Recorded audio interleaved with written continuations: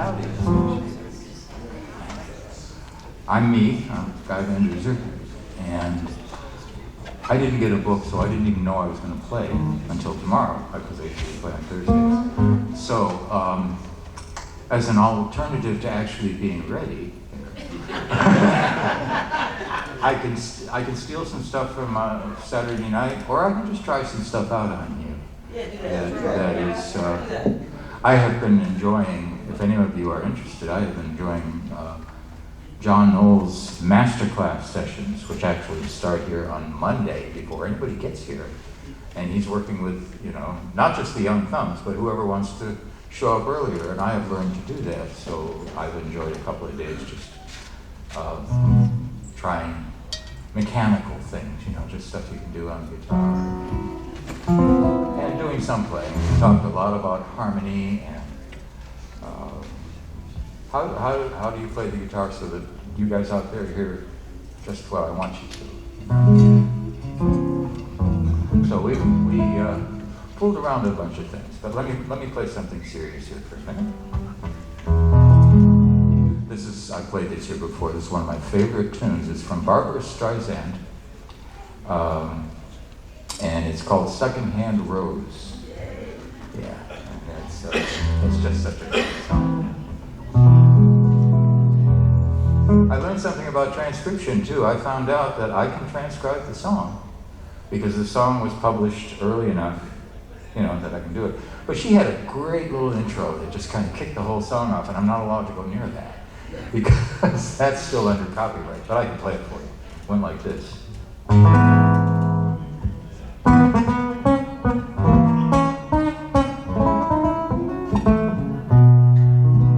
Wow, let's try again.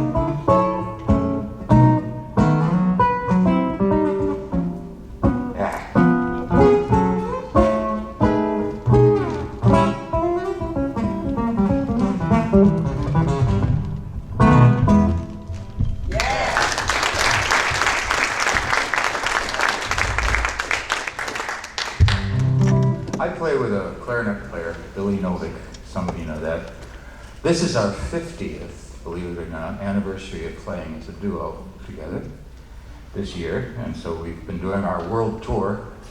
So far we have made it from Boston to New Haven. And I couldn't bring him down here, so I couldn't get it done that way. But anyway, this is a big year for us. I can only think of two other bands, the Rolling Stones and the Modern Jazz Quartet, that lasted more than 50 years. I mean, I'm planning on lasting more than 50 years.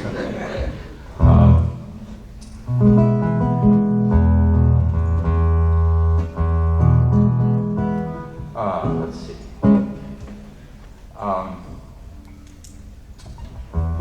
He's the guy that got me started improvising, because the way I used to play the guitar, and maybe this will help you listen to me. The way I used to play, when he and I formed our duet, was we were doing all these really cool old 20s and 30s tunes. And he and I would make an arrangement of the thing, you know. Something like, I don't know.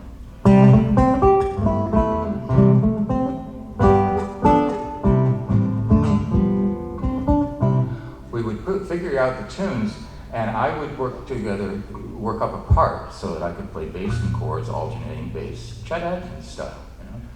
And Billy would play the melody on top, and then he would take a solo. You know, we'd take it around again, and I'd play the same thing, he'd take a solo.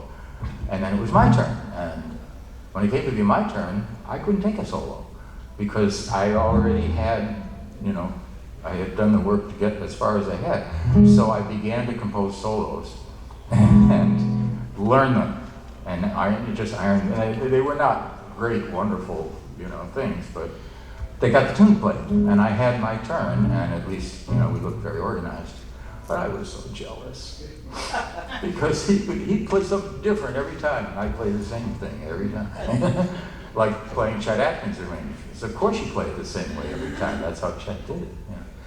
So I started working on it, and over a space of maybe 10 years, I was able to begin to play on top of what I already had or what I already knew, and put my own melody together and hopefully my own improvisations. And this is dangerous stuff. I'm treating you like friends, because it can go really bad really quickly. I mean, even Eddie Van Halen had an off night once in a while. So. All right, but let's see what I want to play that way. Oh, I know. Here's one we could do. You know Chet's version of this. All right, back home in Indiana.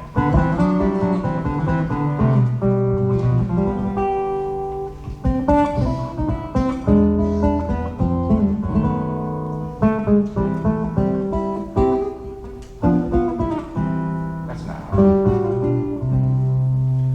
Do you know the words to that? It's back home in Indiana, and of course you hear it if you watch the Indianapolis 500, you get to hear it. But it actually has a verse to it, which I will share. First you take the box out of the freezer, put it in the oven, turned on high. Watch TV, that's very important, and 40 minutes later, you've got a golden Swanson turkey pie. All right, but the rest of it is pretty cool. Here we go.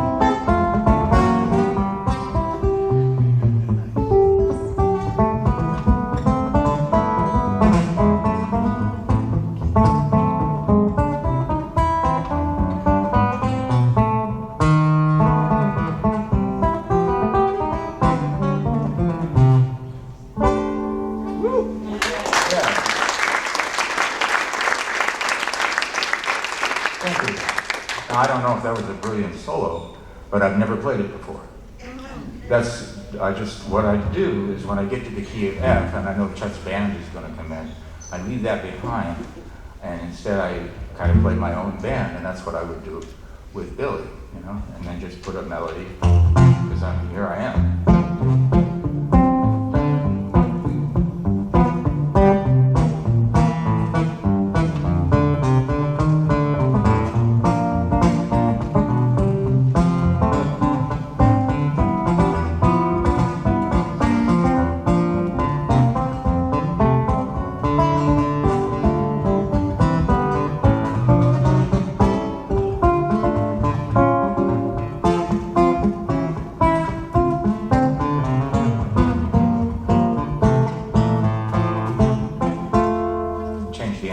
But anyway, so that's what I would have played behind Billy, and then you put a melody on top of that. And that's what I really feel like I'm talking about when I say stride guitar, which I think is a term I made up. I'd never heard it before I said it anyway, so I think it's my own. But anyway, that's the idea. Of course, I'm imitating a piano player, but you don't want to hear me play the piano. So you break it down into right and left hands, and you think of them as two separate things, and that was news for me, because I have always thought of an arrangement as an arrangement. You know, everything happens on one level. You write it on one staff. There it is. And actually, now I think in levels in terms of arranging things. You know, how much of this is going to be melody, how much of it is going to be harmony, and I can actually take a song. One of the tunes I do here. I'll show you what I'm going to do at the Colorado guitar camp that I'm going to go to this year. Rocky Mountain, that's right. This is my first chance to go there because I've always been teaching summer session at Berkeley for the last 15 years. So I never was able to go. But Mike pinned me down. So, but the Snowy Morning Blues, I hope this is interesting. It's an old stride piece. It was written by James P. Johnson, the father of stride piano. And, of course, he's working with both hands, trying to do the one thing. So on a guitar, I have to break those two hands down into what they are. So the first thing is not quite.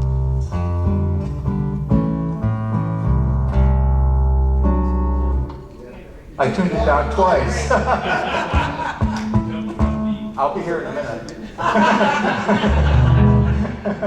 God. Okay, so here we are. So here are the opening chords, and this is what he plays.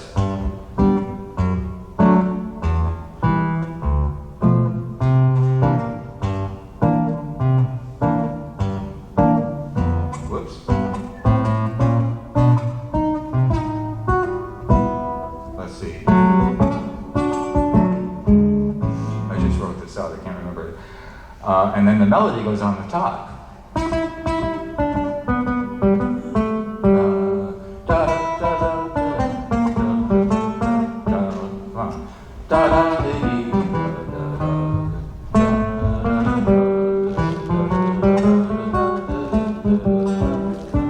And that goes on for the right hand.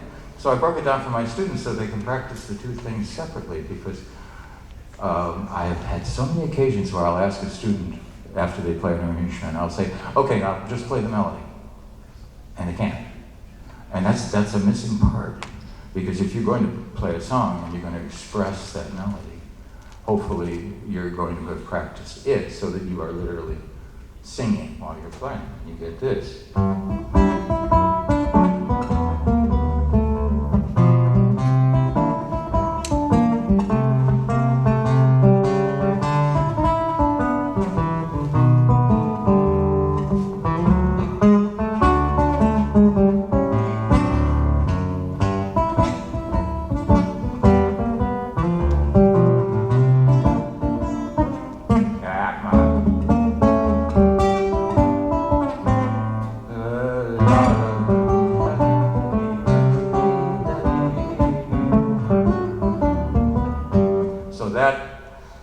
You can take that melody back away, because the way I wrote it out, I wrote the whole melody separately, and I wrote the backup separately.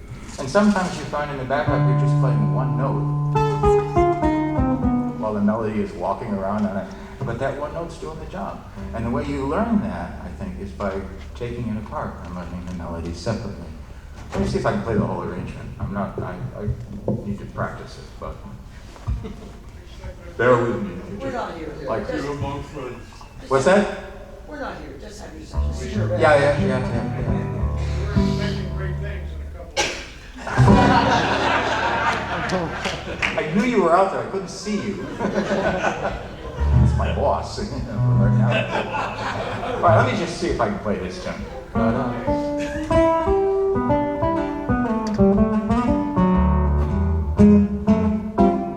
Whoops.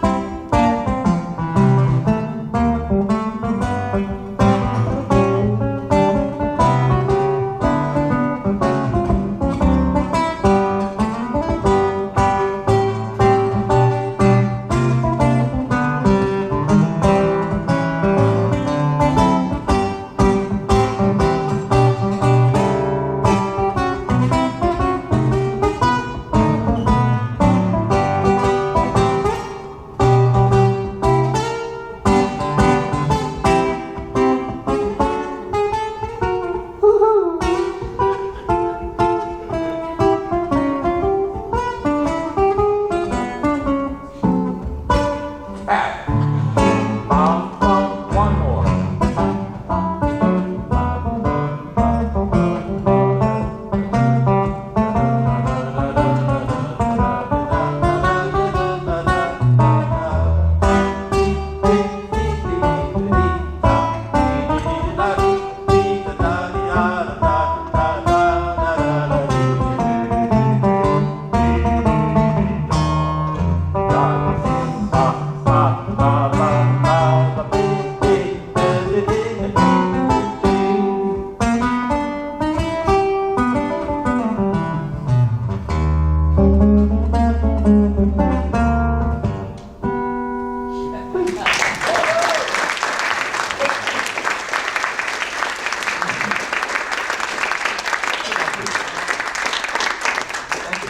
This is kind of nice. I can turn this into a little bit more of a guitar lesson than I had on the big stage. But again, you see what's going on.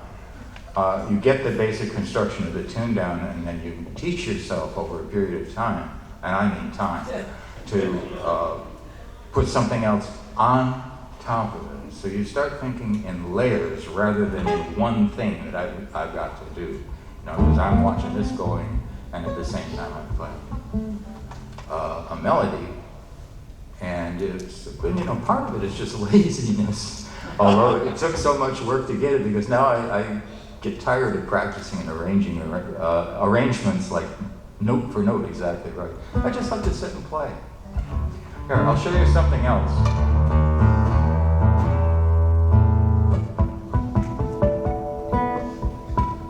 Here's a little solo. This one is fun.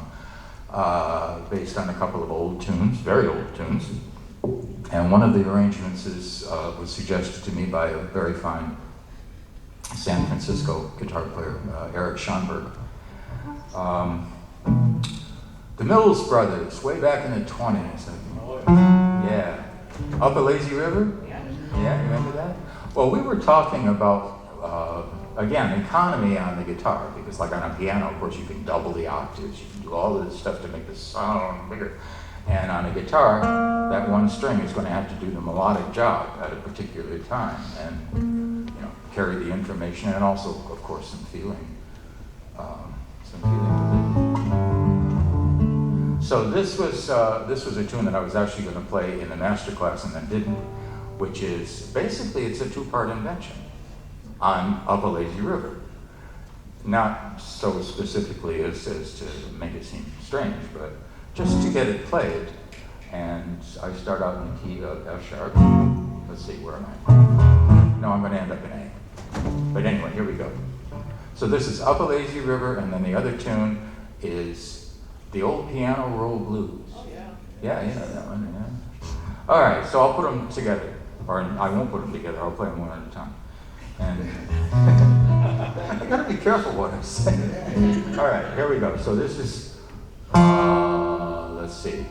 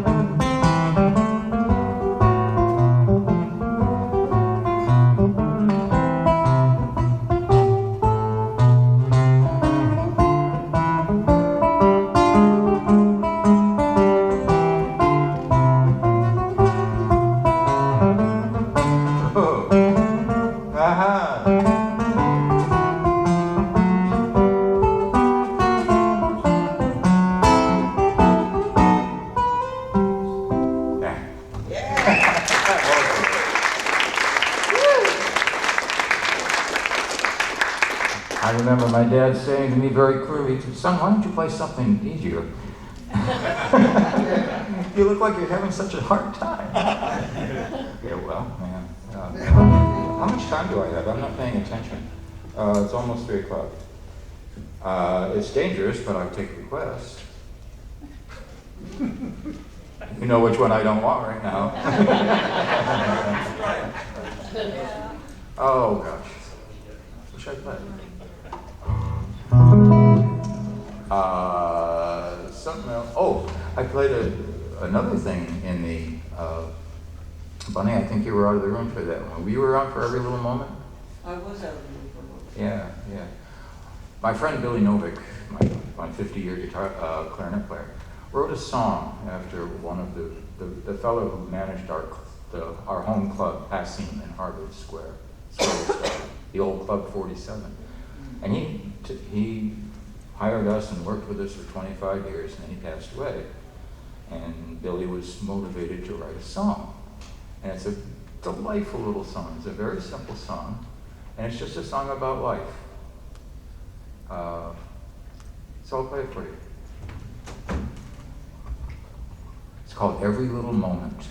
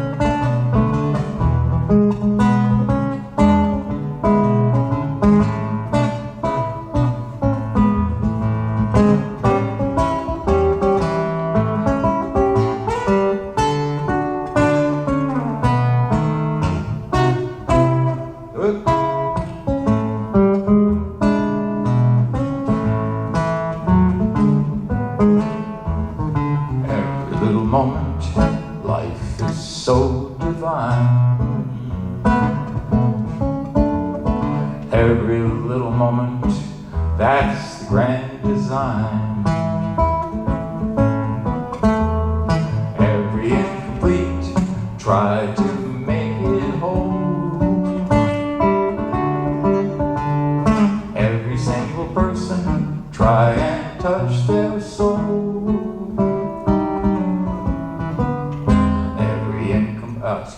Every single word soon becomes a song,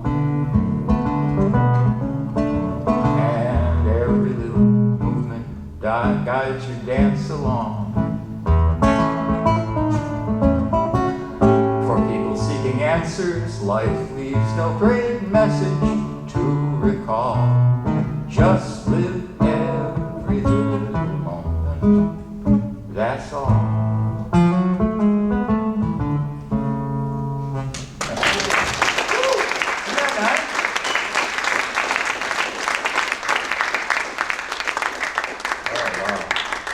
Now I'll blow my cover. I'll sing you the egg song.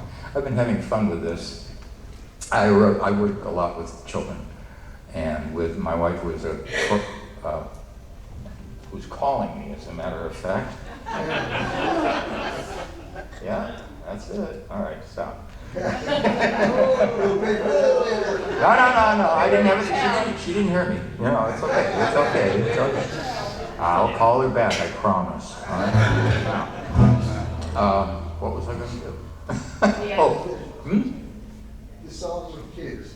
The egg song. Yeah. The egg song, yes. This was written for first graders, and the principal of the schools liked it so much that he got into it and did it. And it's a dance as well as a song, so all the first graders learn to do the dance. The first move in the dance is you have to crouch down like you're an egg, completely pull everything in. And our school superintendent was significantly larger than I am. And he got down on the floor, by God, and he danced that dance with the kids, and they loved him. It was a great scene. Anyway, this is the egg song. I wrote this when I was trapped in behind a truck crash on the Southeast Expressway up in Boston for about 2 hours. Nobody moved. So I had plenty of time to think. So this is the song I came up with. And it's kind of a rock and roll song. It's called the Rock and Roll Egg Song. And I got about 20 first graders together, and I taught them. I said, now here's what you do. I'll play the music, and you'll sing the song, and you do the sound effects. And the sound effects are this. Cheep, cheep. Real cheep, cheep. Cheep, cheep. Real cheep, cheep.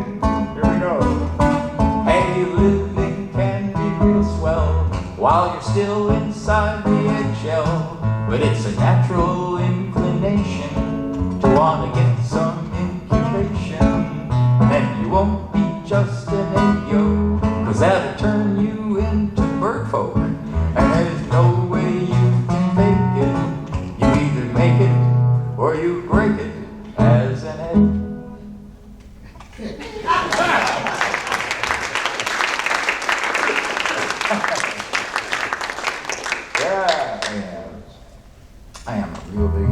first graders, I tell you. I wish they could buy CDs. So how much time have I got here? What else would you like to hear? Cheek to cheek. Who? Cheek to cheek. Oh, yeah. Still can't hear you. Dancing cheek to cheek. Cheek to cheek. There we go. Oh, let's see, what's up?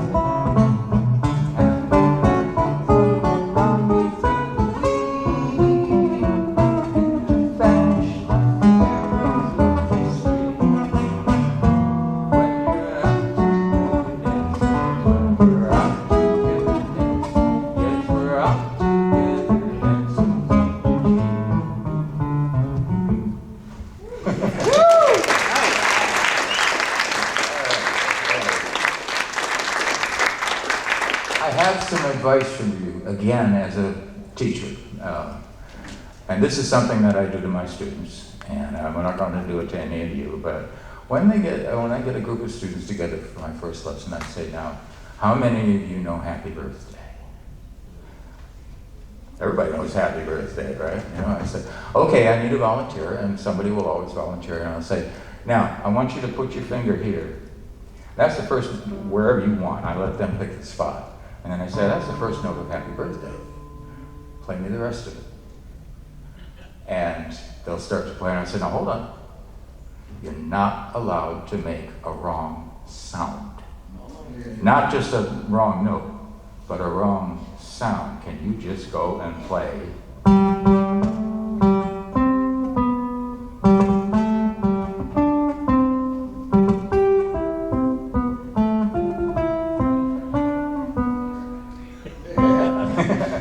But I can also do. I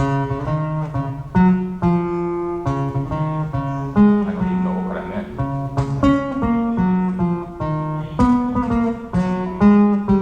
I'm still having trouble. But you see what I mean? So I would just ask them, can you actually hear a melody and find where that melody is on the guitar? The question is, do you know where the sounds of the musical scales are on the guitar? Do you actually know where to find one when you just want it? Like B flat. What do we got here? It's A flat, darn it. It's the same idea. Same idea. So I'll get them to do it, and they usually, almost everybody, this is the happy birth.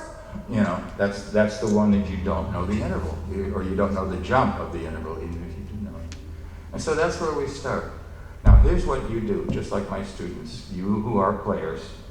Every day, pick a melody, choose a melody, let's say, play it straight through. If you can possibly do it, imagine where each next note is going to be if it makes the right sound. And put your finger there and then prove it. And you do that all the way through Happy Birthday. And when you can do that, when you can literally, and you have to be honest with yourself, but when you can literally visualize, oh, that's that much farther, or that's that much slower, where are these sounds? My clarinet player, Billy Novick, has he could put his clarinet on the stand, and if a car goes by and goes beep, beep, he'll pick up the clarinet and go beep, beep. and just hit it exactly, without worrying about what note it is or anything. He just plays that sound because that gives him what he wants. And so your assignment is one a day. Tomorrow it's My Darling Clementine. Oh, my darling. They have to be diatonic songs. They got to be stuff that because I'm not going to be there. You're going to have to be your own critic, to get this stuff right. And again, you have to be honest with yourself and not sort of try it or play it so softly, there are all kinds of ways to get around this. But you don't want to do that. You want to go for it, because eventually you'll be able to give me a melody. Here he goes. Wildwood Flower. Wildwood Flower. Now I'm trying to think. Oh, that's easy. That's just scale tones. What key you want it in? E flat. E flat? All right.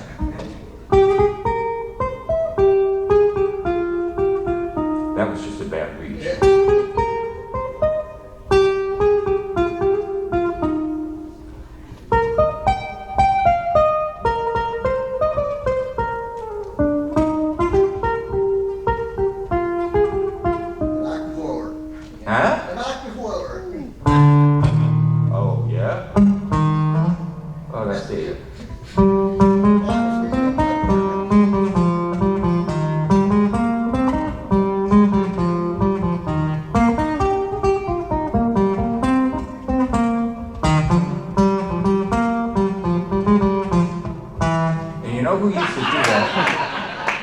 I've been told, I was not there at the time, but I was told that Chet would fool around sometimes. Every now and then he'd do a studio gig. He would be your guitar player.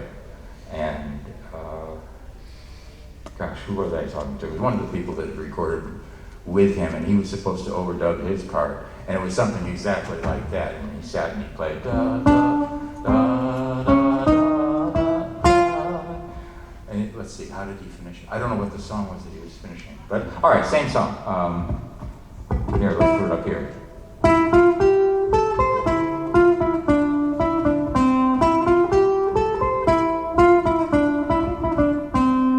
And the last time he'd play it.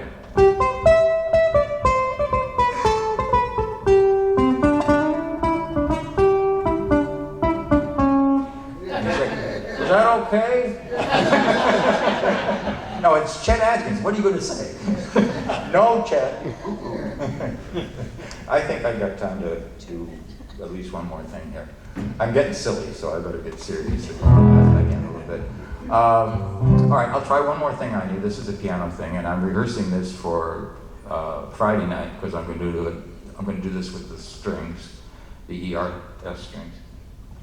And this is one I love to do.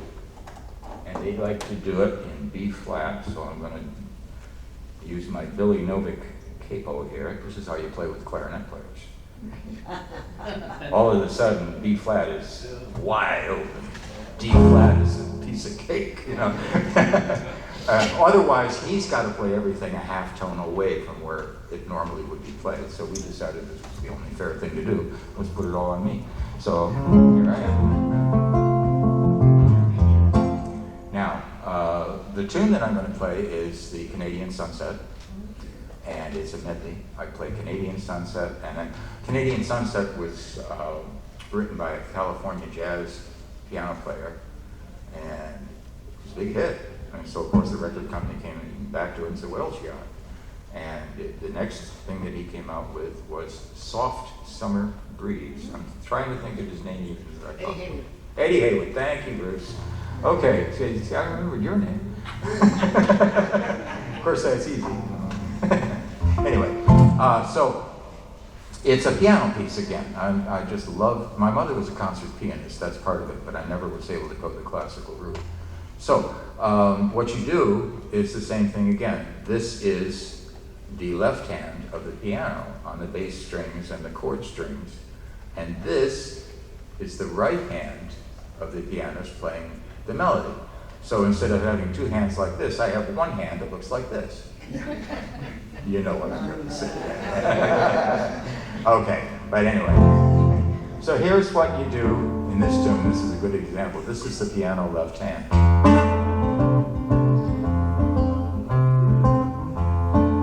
right.